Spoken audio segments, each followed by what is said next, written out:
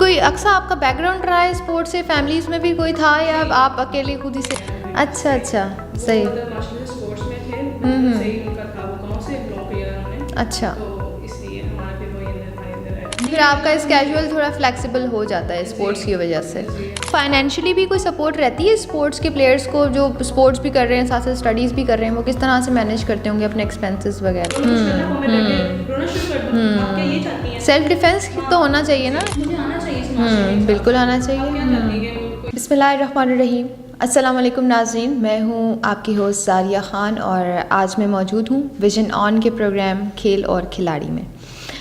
नाज़रीन, मैं उम्मीद करती हूँ कि आप सब जहाँ होंगे खैरियत से होंगे, खुश होंगे और अल्हम्दुलिल्लाह मैं भी बिल्कुल ठीक ठाक हूँ। और आज के हमारे इस प्रोग्राम के मेहमान जो हैं वो एक बार फिर पाकिस्तान का एक नया उभरता हुआ टैलेंट है।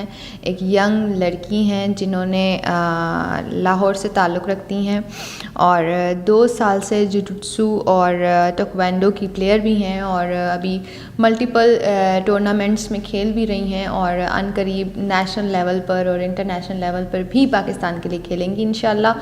और इसके अलावा स्टडीज़ भी कर रही हैं, FAIT की स्टूडेंट भी रह चुकी हैं और आई थिंक अभी भी इसको कंटिन्यू किया हुआ है इन्होंने जी। तो मैं बात कर रही हूँ अक्सा इशराक की। तो आइए चलिए करते हैं अक्सा से कुछ बातें, जानते हैं अक्सा की ये जर्नी कैसी रही, अक्सा ने क्या क्या प्रॉब्लम्स फेस की ताइक्वांडो और ये जुजुत्सु वगैरह खेलने में, और हमारे जो सोशल इश्यूज़ हैं जैसे कि आप सब जानते हैं ख़वातीन को किन किन मुश्किलात का सामना करना पड़ता है जब वो घर से निकलती हैं कुछ भी करने के लिए, किसी भी फील्ड में काम करने के लिए।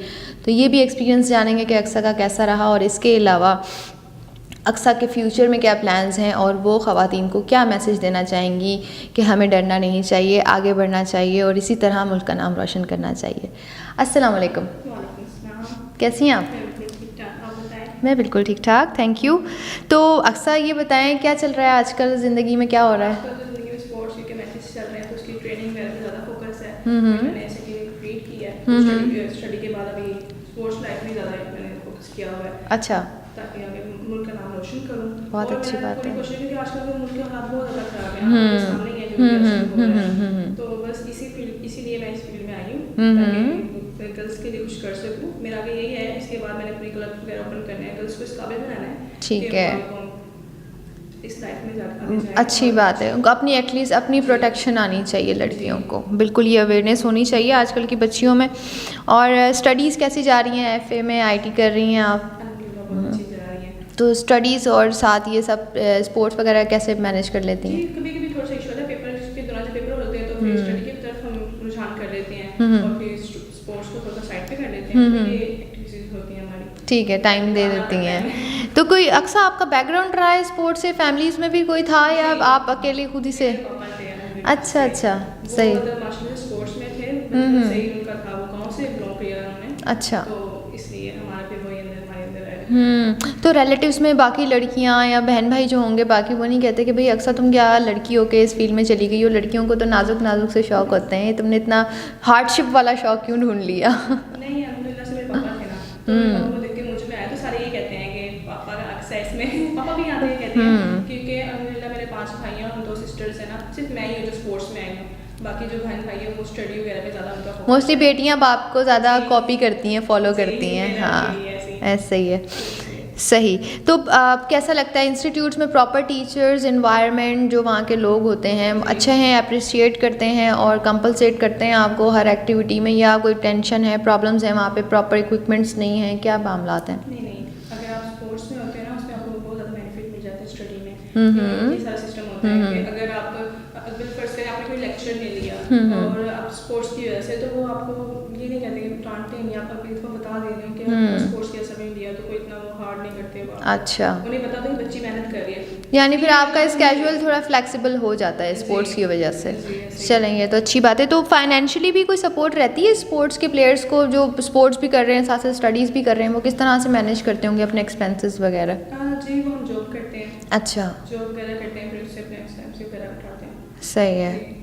वालिदैन के ऊपर नहीं होता, हमारा ये होता है कि हम खुद से करें, यानी कहती है कि करो, हाँ, कहते नहीं पापा हमने खुद करना है। नहीं ऐसा होता है बाज़ दफ़ा कोई फैमिलीज़ भी अफोर्ड नहीं कर पा रही होती, तो वो बच्चे किस तरह से करते हैं कि यहाँ पे उनको कोई ना कोई उनका एक दिया जाता है उनको कुछ ना कुछ? नहीं, हमारे कोच इतने अच्छे होते हैं, वो हमारे साथ कोऑपरेट कोऑपरेट करते हैं। अच्छा जी, अक्सर कोच ऐसे होते हैं हमसे फी भी नहीं लेते, उन्हें पता है कि बच्चे में टैलेंट है, वो आगे जा सकता है, तो वो ऐसे इसलिए सही है, जो कोच है वो कोऑपरेट करते हैं हमारे साथ। चलें ये तो बहुत अच्छी बात है।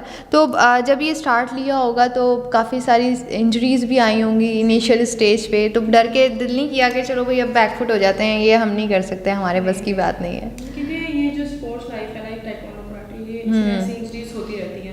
अगर पता डर गया तो मतलब घर से ही ना निकले, मैं तो कहती हूँ, तो मेरी फैमिली से कहती है एक्सीडेंट हो जाते हैं, ये हो जाते हैं, तो मैं कि बंदा घर में ही रहे, फिर जा ही ना कहीं। फिर तो यही बात है, वो होके ही रहेगा, बिल्कुल वो तो होके ही रहेगा। बस अल्लाह पे यकीन रखने, जितना अच्छा इंसान सोचता है ना वो उतना ही अच्छा रहता है। तो खवातीन को सिखाने के लिए प्रॉपर खवातीन ट्रेनर्स होती हैं या वहाँ पे मेल ट्रेनर्स भी होते हैं? मेल्स ट्रेनर्स होते हैं। अच्छा। आजकल जो फील्ड में मेल्स हैं, क्योंकि फीमेल्स जो उनकी शादी हो जाती है वो आगे फिर मूव ऑन कर जाती हैं, लेकिन इसलिए मैंने सोचा है कि मैं अपने क्लब्स वगैरह ओपन करूंगी। मेरी काफी फ्रेंड्स हैं, मुझसे कहती हैं तुम ओपन करो, तुम्हारे पास आएंगे हम, क्योंकि मेल्स का नहीं होता। मोस्टली लड़कियाँ कंफर्टेबल जो होती हैं वो फीमेल ट्रेनर्स के साथ होती आजकल का होंगी। माहौल बहुत खराब है, मेरे सही। ऊपर बहुत से फिर कमेंट्स वगैरह आए होते हैं, फिर जो उनके रिश्तेदार होते हैं वो कहते हैं नहीं ना भेजो, लड़के ऐसे हैं, मर्द ऐसे हैं, ऐसी उनकी नीयत होती है, फिर ये सारा इशू होता है। लेकिन आप तो खैर फील्ड में काम कर रही हैं, आप इंस्टीट्यूट्स में भी होती हैं, तो आपको क्या लगता है इन्वायरमेंट लड़कियों के लिए सेफ़ एंड सिक्योर होता है?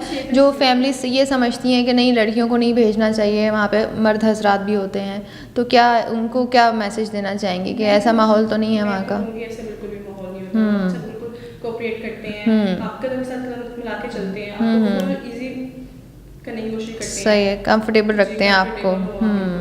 सही। तो ये बताएं कि सोसाइटी की तरफ से क्या इम्पैक्ट पड़ रहा था आप जब इस एक्टिविटी में आगे निकली? तो ऑब्वियसली हमारा मुआशरा जिस तरह का है, और लोगों को इस बात को एडमिट करने में बहुत टाइम लगता है कि एक लड़की ऐसा काम कर रही है जो सिर्फ लड़कों के ही बारे में सोचा जाता है कि लड़के ही ये फील्ड में जा सकते हैं, फाइटिंग और ये सब कुछ, बिकॉज लड़की का इमेज एक नाजुक और सिंपलिसिटी की तरफ इशारा करता है।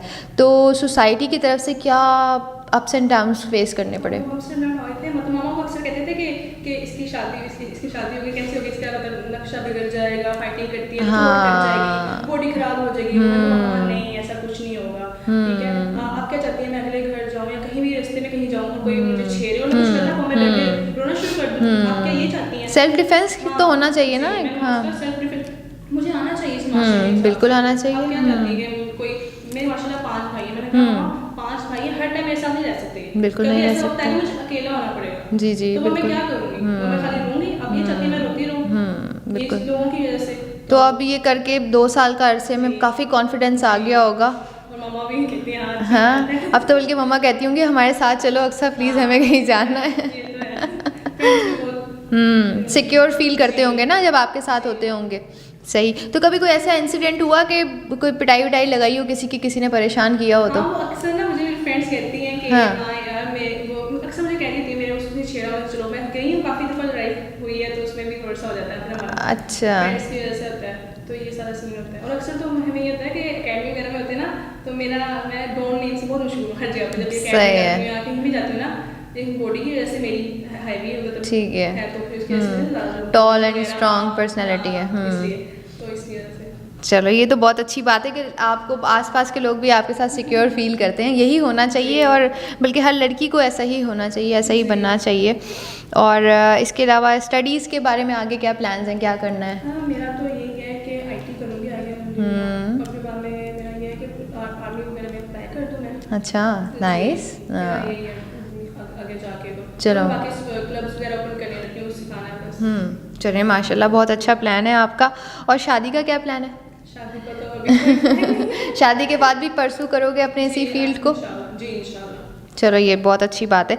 देखने वालों को हमारे कोई अच्छा सा पैगाम अगर देना चाहो, ख़ासतौर पे वुमेन एम्पावरमेंट के, लड़कियों को स्ट्रांग बनाएं, लड़कियों के अंदर कॉन्फिडेंस डालें। जी, मैं यही कहना चाहूँगी कि आप अपनी जो लड़कियाँ हैं उन्हें मतलब स्ट्रॉन्ग बनाएं। आजकल आपके सामने ये माशरा कैसा है, लोग फिर भी ना पर्दा, वो अपनी आंखों आगे पर्दा ले आते हैं, माहौल को नहीं देखते, आपके सामने ही है जो आजकल हो रहा है। अगर आप अपनी बच्चियों को ये कहें कि बेटा आप स्ट्रॉन्ग बनो, इस माशरे के आगे कदम से कदम मिला के चलो, ना कि ये कहें कि जी तुम तो लड़की हो, तुम्हें नाजुक रहना चाहिए, ऐसा रहना चाहिए, फिर आप लोगों के सामने ये जो सब होता है।